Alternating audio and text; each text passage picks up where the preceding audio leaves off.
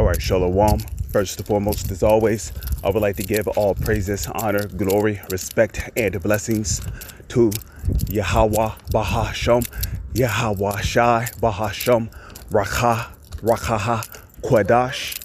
Salutations to the Lord's elect on the four corners of the earth, pushing his truth and sincerity while patiently waiting for Yahweh Shai's return, and double honors to our apostles and elders of Great Millstone, which have taught us everything we know through the spirit and power of Yahweh Bahasham, Yahweh Shai. And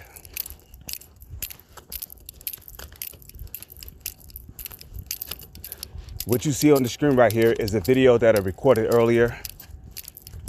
A video of the person who once lived in his house. As you can see, their furniture is out on the streets. Their belongings are in duffel bags, garbage bags, and they're just sitting all over the house. And what you're seeing on the screen right here is a prime example of what happens when a wicked ass woman comes into a man's life and eventually brings his house to ruins.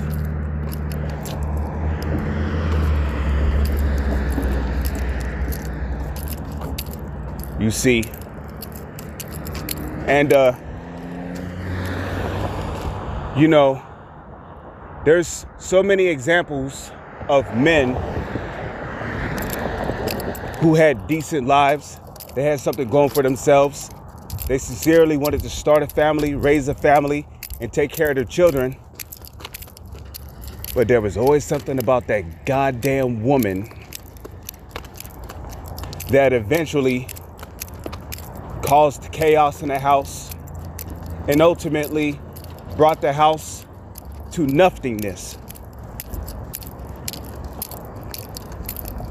And the story that I'm about to give you is just an example.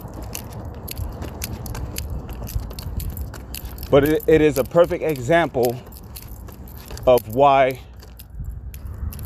men in high volumes, in large numbers, are losing their respect, their trust, and their desire for women at an alarming rate. And you women are to blame for this reason.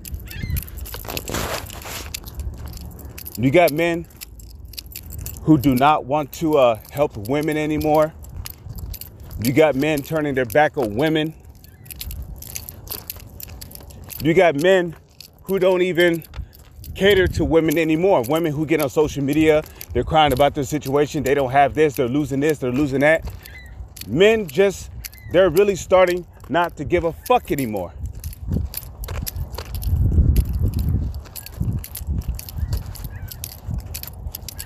Because the Heavenly Father is bringing the spirit of masculinity back into the earth through his holy prophets, whom he has set up to push his gospel.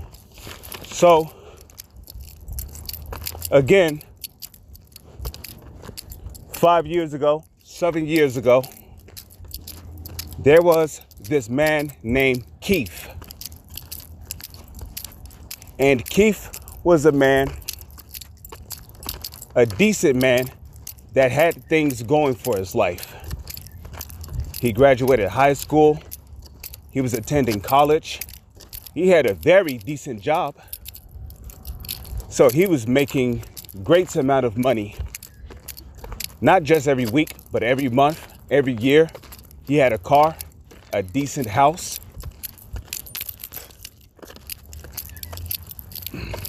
And, you know, within his house, he had furniture. I'm talking beautiful tables, beautiful living room tables. He had beautiful couches. He had a 75 flat screen TV in his living room hung up on the walls. He had pictures of his family members hung up on the walls. He had this beautiful carpet in the center of his living room. He had his own laptop. He had a big wardrobe. Okay, he had a big wardrobe full of many different types of clothes, different types of shoes. In his bedroom, you can see his jewelry sitting on his dresser. You know, he had different pairs of socks, you name it, sheets, blankets. His house always smelled good. He had a beautiful, good smelling house. His kitchen was filled with food. So, you know, when you look at his freezer, this man had chicken, he had lamb, he had steak, he had goat meat in there. He had beef bacon, you know, maybe some hash browns in there, some hash browns, some Brussels sprouts, cabbage. And then in his refrigerator, he probably had like packs of hot dogs, beef hot dogs, burritos, cold cuts, like bologna, beef bologna, turkey ham, you know, some mayo, different types of fruits, from strawberries to cantaloupe to grapes to blueberries, raspberries. You know, probably had some coconut milk, almond milk in there as well. In his cabinets, you know, filled with all types of boxed foods, canned foods, you name it, right? You know, his whole house smelled really good too, man. Always kept his house clean, organized. You know, had chandeliers on the ceiling. Probably had a ceiling fan, both in his living room and in the dining room. You know, had all kinds of beautiful lamps, decked out curtains for his windows. So, you know, this man was living good. But then one day, he decided he was going to meet a woman. He was going to have children by her. And he was going to raise a good family to carry his legacy. Okay, he was going to have sons and daughters. He was going to love them, take care of them, do everything in his power to take care of them, right? So then, you know, one day, you know, he's going to college and he meets this black woman. He meets this black woman. And when I say black woman, I'm not just talking about, you know, some brown skinned, bald head ass black bitch. No, that's not what I'm talking about. Okay, the black woman applies to all you women of the 12 tribes, you Negro, Latino, and Native Indian women. Because the word black, when you look it up, is associated with nothing but negative vibes. From being evil, cruel, wicked, filthy, unclean, impure, immoral, you know, having no light, which if you don't have Yahushua, which is the light, okay, according to the volume of the book, the Holy Scriptures, then you're black. You don't have Yahushua in you. Okay, only a black person would eat pork and commit adultery and get tattoos and piercings all over their bodies and smoke weed and do drugs and sell drugs and do all manner of evil, dirt, and wickedness. Following a multitude to do evil, to commit murder, robbery, rob people, steal. Black people do this shit. But not a Hebrew Israelite. A Hebrew Israelite has Yahushua dwelling in them.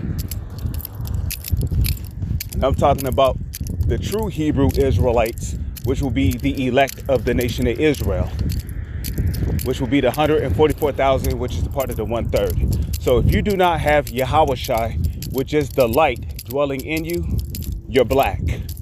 You're black and you're dead from the neck on down, or from the foot on up.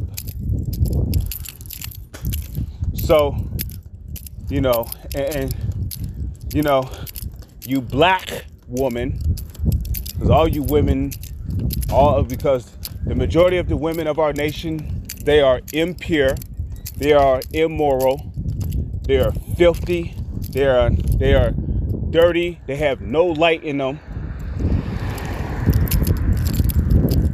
Okay? They are disgustingly offensive. They have no values. They have no conduct. They have no anastrophe.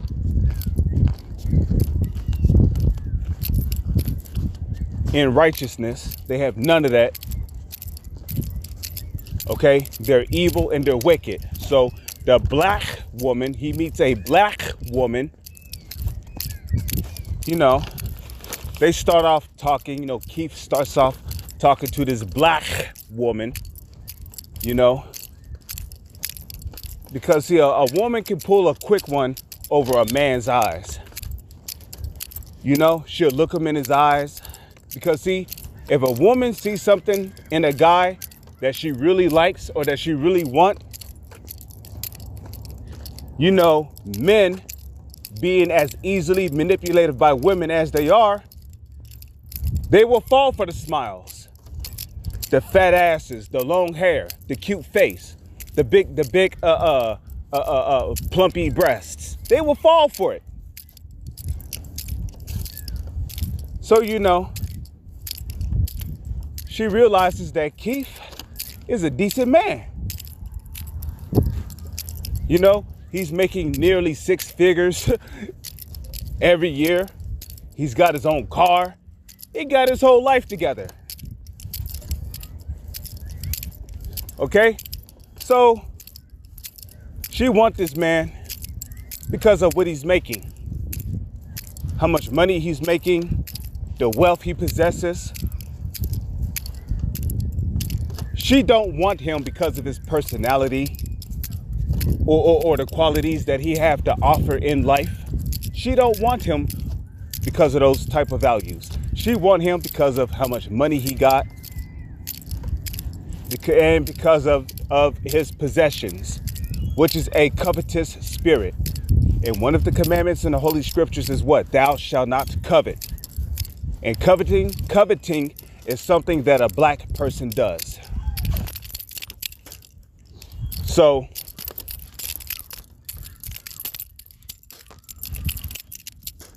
you know, she smiles in his face. They start sharing stories. And she pretends, because the black woman is really good at pretending. She's a real good actor when it comes to getting a man's attention. She'll sit there, she'll talk with you, she'll act like she's into you. But deep down inside, she has a goal in the back of her head, and that's to get that money. Because when a simpleton and a dumbass nigga is into a woman, he'll go out of his way to spend tens of thousands of dollars on her in order to please this bitch that cared nothing about him. So, you know, they're sitting, they're talking, they're sharing stories, they're laughing. And this goes on for like 3 to 4 weeks. So then Keith decides, I want to take her out to eat. Let's go somewhere. So, you know, he's taking her out to eat. They're going on this fine little dine. And, you know, they really start to become intimate with one another. Right? Because I'm not saying that it's not impossible for a woman to fall in love with a man, but that's rare in this society nowadays. Come on, let's be honest. Okay? Don't bullshit yourself if you think that your woman is really intimate into you. Okay? Because if she's not in this truth,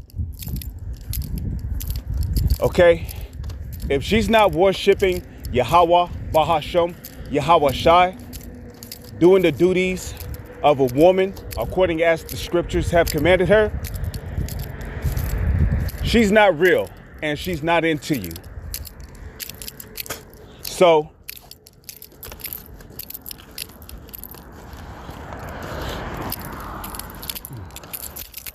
you know, and sometimes a woman don't even understand why they fall for a man. Why'd you fall in love with this guy for? Oh, because he's cute and he got a lot of money. He got a car. Okay, is that it? What else do you love about him? Oh. Oh? Is that all you got to say? Oh? So the only reason why you fell in love with him is because he's cute, he got a lot of money, and he got a car.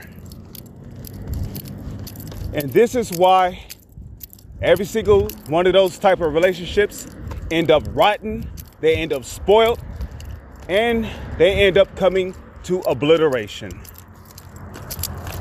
Because there was no sincerity in that relationship. Only covetousness and desires. So,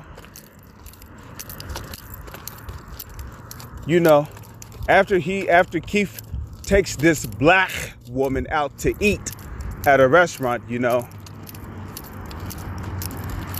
he decides, you know, I'm gonna take her home. So he takes her home, you know, and you know, she ends up kissing him on his lips, you know. But it's all just an act to trick him into believing that she's into him. And in the back of Keith's mind, yo, this woman's really feeling me. So like, you know, you know, not too long after that, maybe a couple of days after, you know, they have sex. You know, he clapped the cheeks. 9 months later, she's pregnant. She gives birth to his child. And this is usually where the hell begins.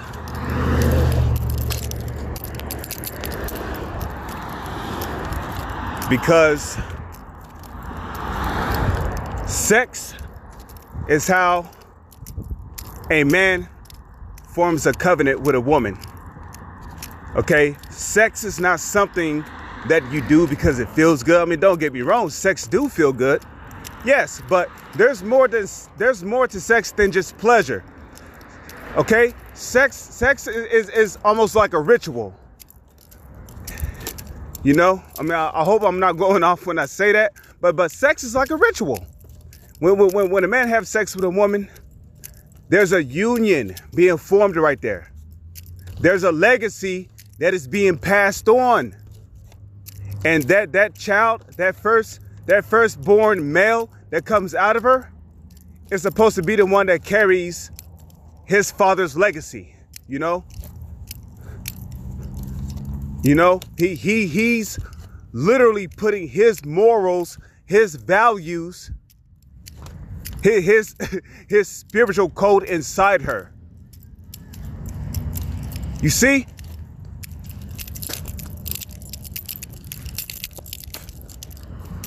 Okay, he's literally putting his legacy inside her. Okay? When he gets her pregnant like that, he's putting his legacy inside her. You know? And that, you know, that's why when you read the book of Sirach, right? It tells you, he that getteth a woman begetteth a possession like unto himself. Because when a man puts his semen inside of a woman's vagina, okay, she is,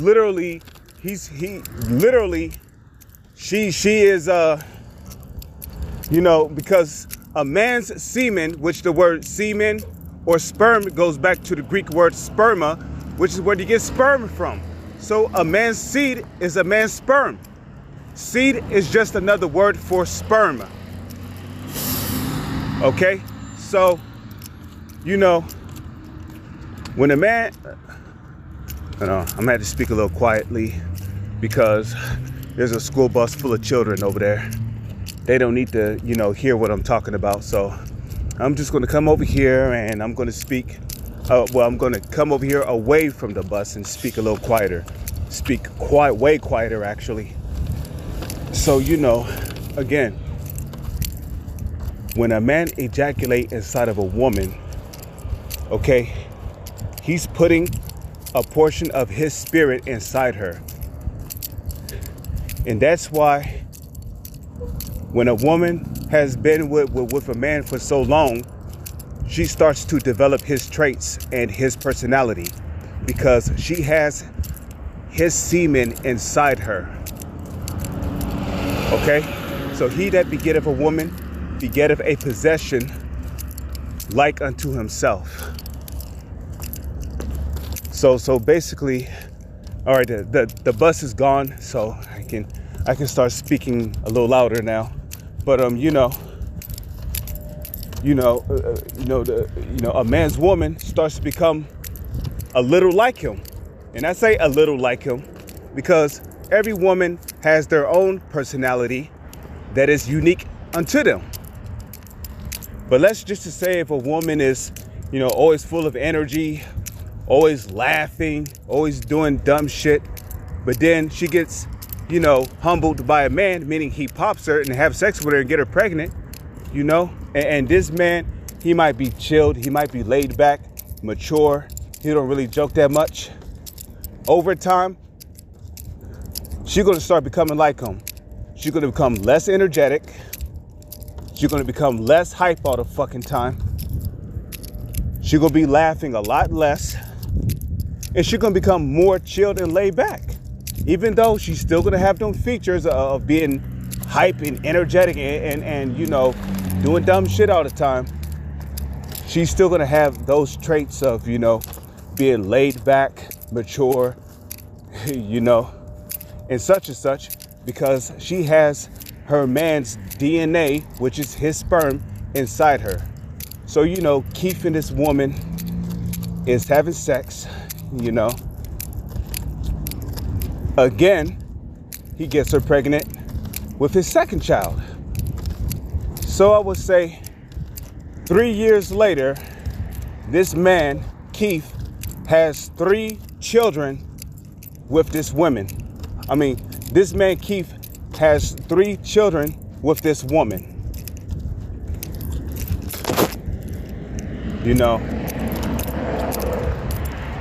And you would think, right? Everything appears to be going well. Keith is coming home with the Pampers. He's coming home with the baby wipes. He told his wife to breastfeed his children because he has enough sense to know that you don't put a baby on Similac, because Similac, just think about the word Similac. Almost sounds like simulator, don't it? Because Similac is just a simulation of what's supposed to go in the baby, which is really supposed to be breast milk that comes from his or hers mother. So Similac, or a simulation. It's not real milk. It's just a simulation of what's going into your child's body. And then people wonder why their children grow up all deformed. They grow up with mental issues. They end up being LD, learning disabled. They end up with autism. They can't sit still for more than 40 seconds without moving their thumbs, kicking their feet, throwing shit. They talk all the fucking time. That's because when they were babies, they were fed Similac throughout their whole birth year of being babies. From the age of being 1 month, 2 months years old, the mother was too damn stupid to know that she could breastfeed her baby, so she gonna give her baby a Similac. Hey, one thing I have to thank my mother for, and that's when I was a baby, my mom used to breastfeed me. Okay? I don't ever recall my mother giving me Similac when I was a baby. My mom used to always breastfeed me when I was a baby. But anyways,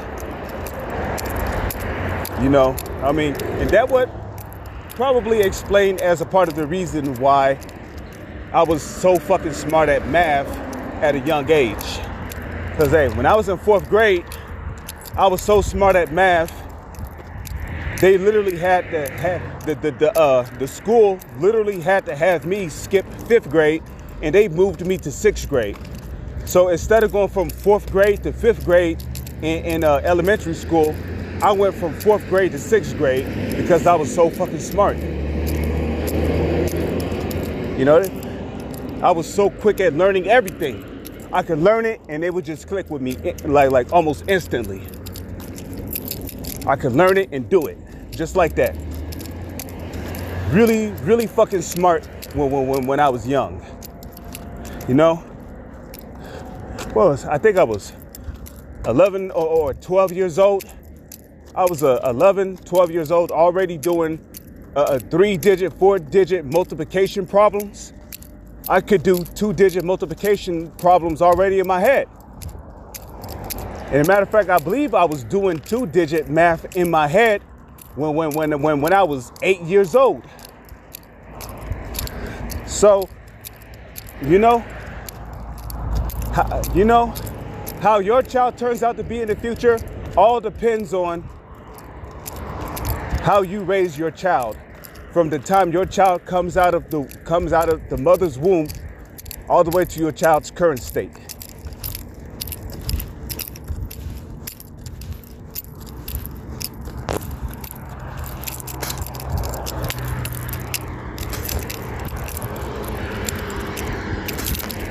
You know, and I don't need to tell you that there's been a lot of stories of people that I don't met who was fed Similac when they were young, right?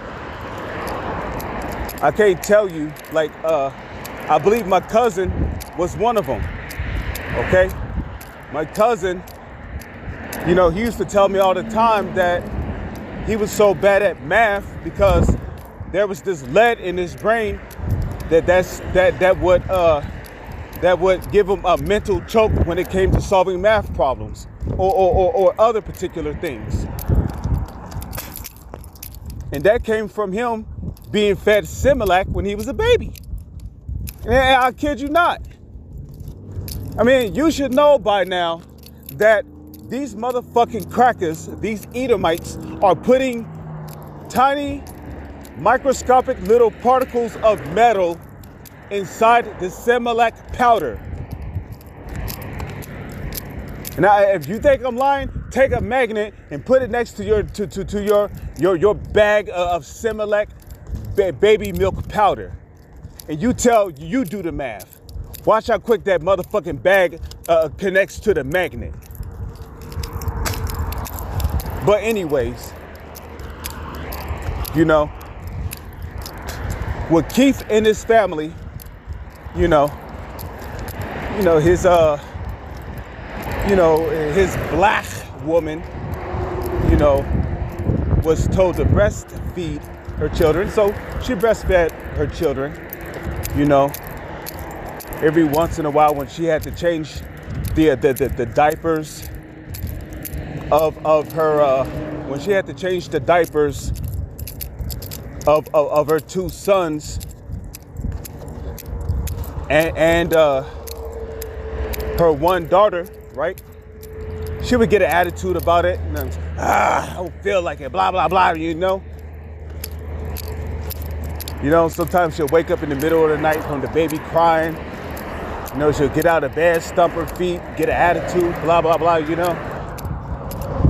So now, you know,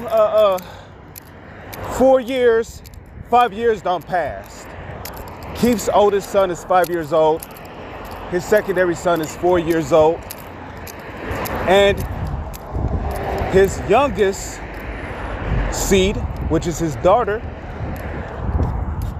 is 3 years old.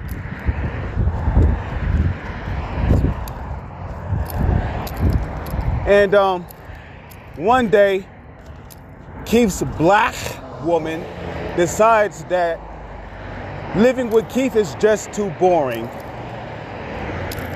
Living with Keith is just too boring. And her reason for coming to the conclusion that living with Keith is just too boring is because he makes a lot of money. He has this, he has that. You know, he don't really go to the clubs. He don't really go to the clubs that much because he claims that, you know, there's none but troublemakers in the club, and you know, people get robbed and shot, and people get killed at the club. You know, Keith is not into smoking weed or selling dope. Keith is not into snorting crack or smoking crack. Keith is not into smoking the bong. You know? Keith is not into rolling up weed.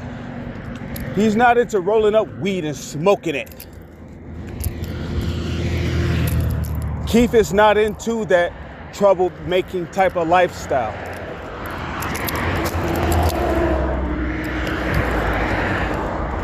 You know, the only thing Keith does is, you know, take her out to eat. He may take her to the movies. But in the back of his black woman's mind, this is boring.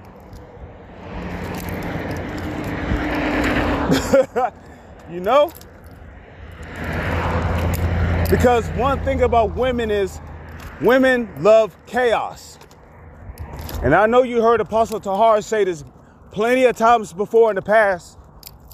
Women are agents of chaos. That's why he started calling them chaos goblins, because they are agents of chaos. They love chaos. Okay? Sombra from Overwatch. Yeah, the Issacharite woman who could turn invisible and hack people. Yeah. One of her titles is what? An agent of chaos. To all these black women, whether if it's the Negro, Latino, or Native Indian women, all these black women are agents of chaos. They are chaos goblins. So, of course, Keith would appear boring to her, because Keith is not out there trying to be hard. Keith is not out there looking for fights. Keith is not out there, you know, on the basketball court, no balling. And you should know what I mean by balling. When niggas play, when niggas basically play hoop for money. Yeah, that's balling.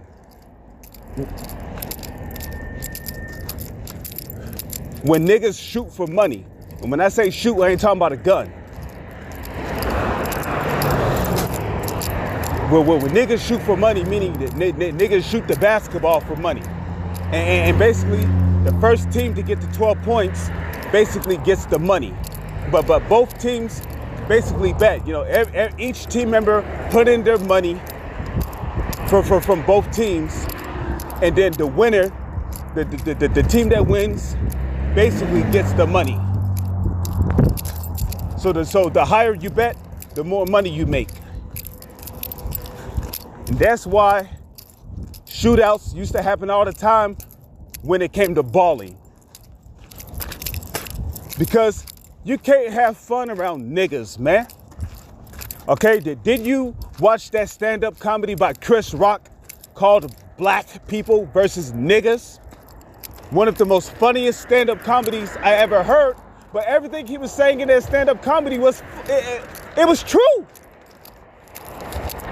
Because every time somebody want to have a good time, ignorant ass niggas gotta fuck it up. Like, this movie is so good, I gotta bust a cap in here.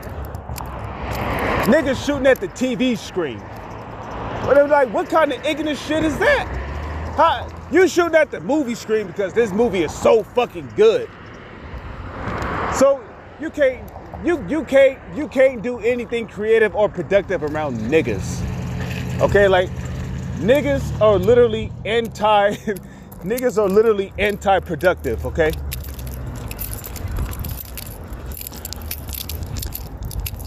But you know, Keith is not a nigga in the world, okay? Keith is an honest and sincere guy that really cares about his woman and his children.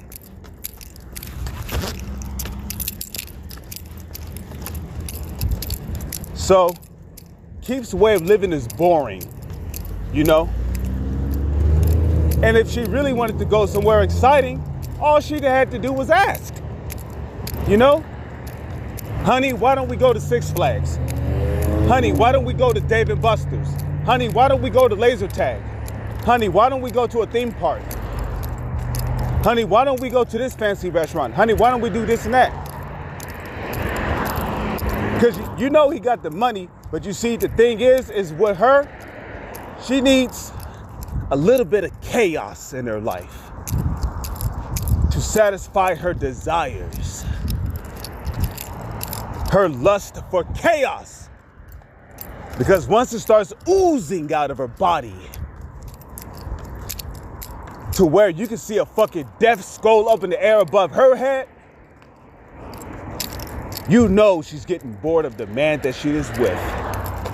And it's only a matter of time before she start doing little things here, because see, that's how it usually starts. The woman will do little shit here and there to get on her man's nerves, because she's looking for any reason for her man to say something to her, especially something that is out of pocket, so then she can open up her little funky ass mouth and have a reason to yell back and say this and that and blah, blah, blah, blah, blah. And how come we don't do this? How come we don't do that? Blah, blah, blah. Because she's looking for a escape. She's looking for a way to escape her man that she is with, so she can get with so she can get with Ray Ray or Lil Charles.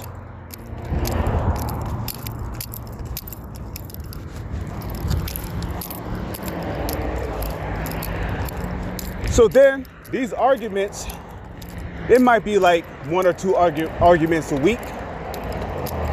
The next following week, it may die down. You might just have a whole week of just a peace of mind, right?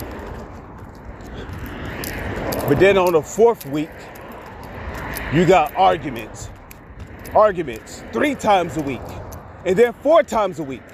And then right before you know it, Keith is coming home. He's stressed out because he don't know where his woman's mind is at. You know, she's not cooking him dinner as much because, again, a woman knows how to do the littlest shit to get on her man's nerves, to basically push him to the edge.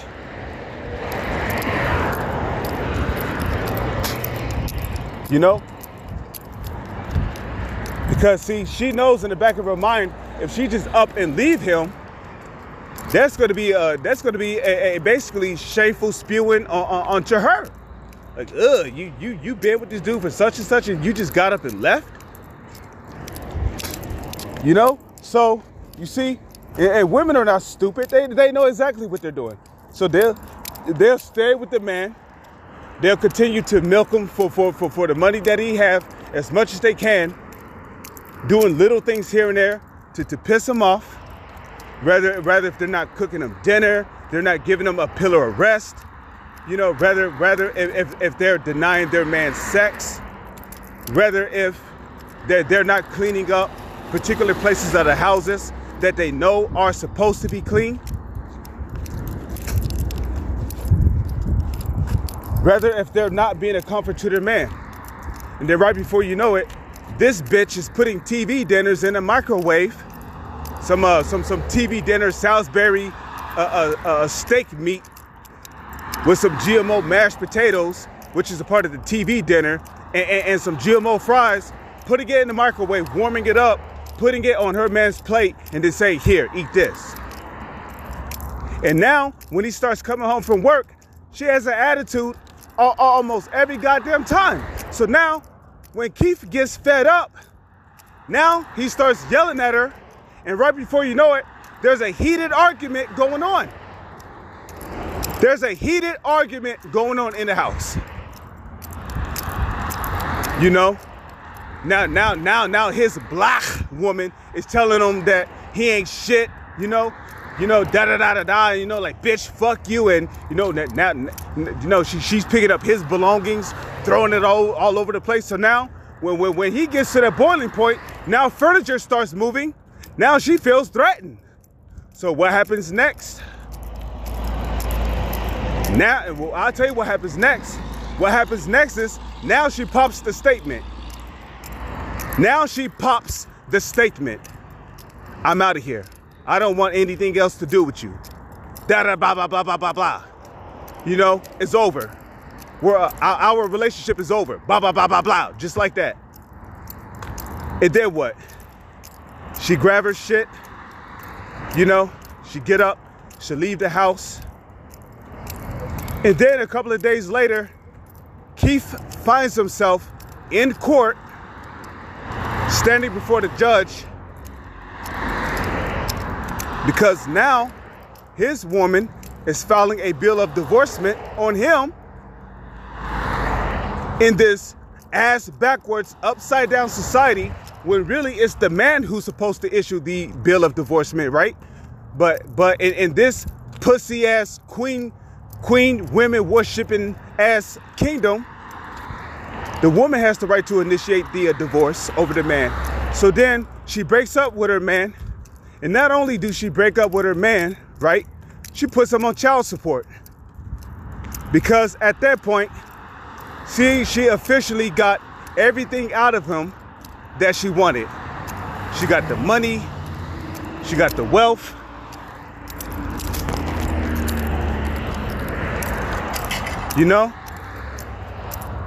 And she even got laid down in bed really good.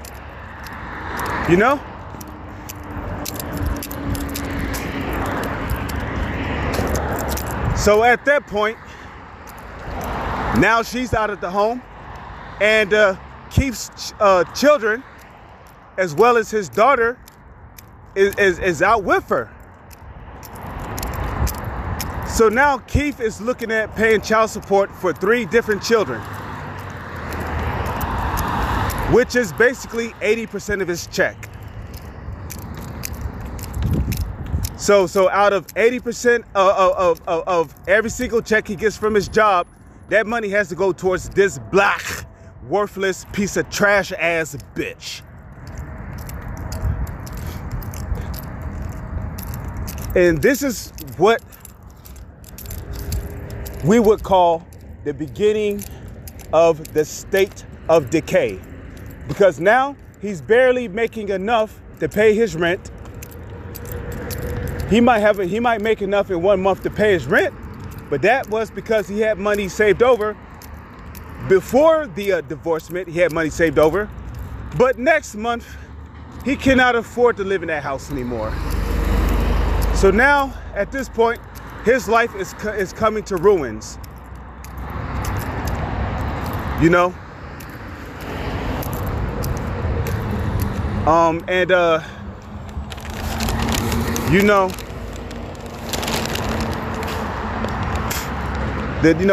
child support money is so much. He's got to pay electric. He got to pay his phone bill. He got to pay his car note. Okay. He gotta pay his light bill, his water bill, his utilities. He gotta pay for the air conditioning. And at that point, if you don't pay those things off, the government can say, well, you didn't do this or that, so now you got bad credit. And when you have bad credit, right? You can't get a car anymore. You can't own a house. So at this point, Keith is left with only one conclusion. He's going to have to leave everything in his house behind, because it's not like he can't afford it's not like he can buy. It's not like he can't afford to buy an open storage, right? So at that point, he spends his final days in his house.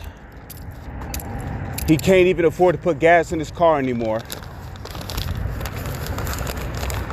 And when the time came for him to be evicted,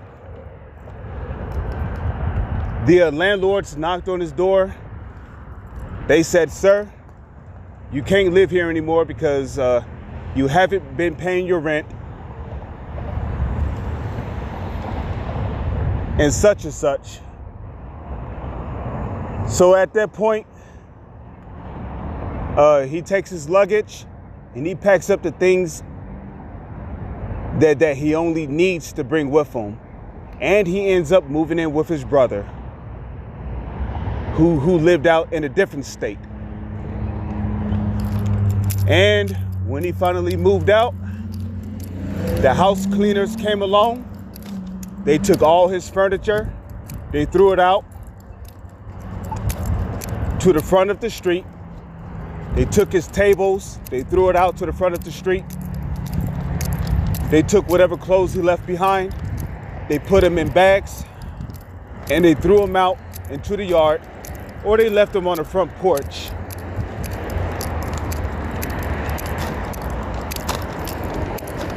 And pretty much the rest of his belongings were pretty much set to be thrown away into the garbage.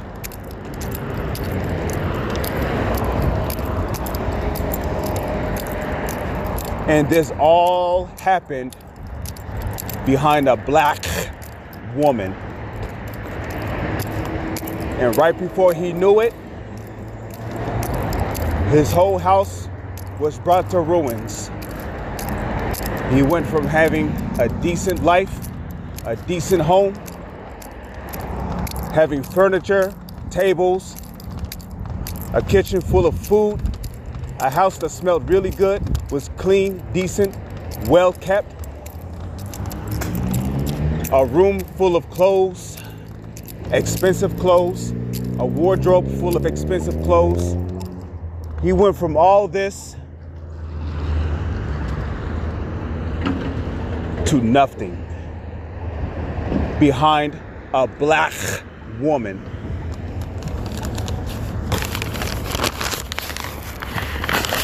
So you tell me, what do you think Keith's life would have been like